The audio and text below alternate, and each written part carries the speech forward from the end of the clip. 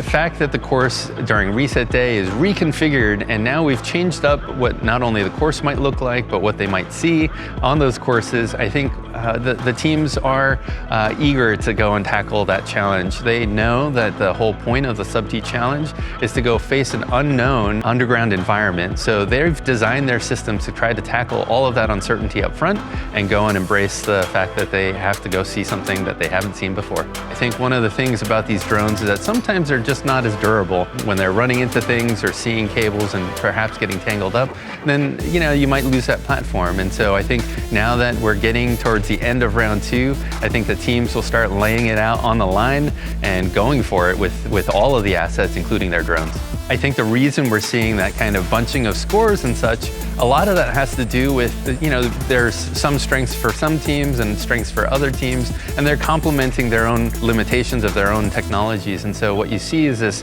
spreading out of what works and what doesn't work, and where they compensate for things that do work and things of that nature. And so that bunching of scores, I think, is just perfect to help us understand that sometimes, even if you might not have one capability, you can backfill it with another. No doubt that these teams are under a lot of pressure for sure. And a lot of that has to do, of course, with the prize money on the line, but also the glory of winning the DARPA Subterranean Challenge Urban Circuit.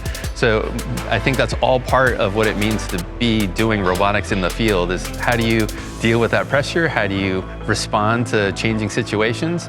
I think that's all part of this learning process, and the teams are getting better and better each and every day.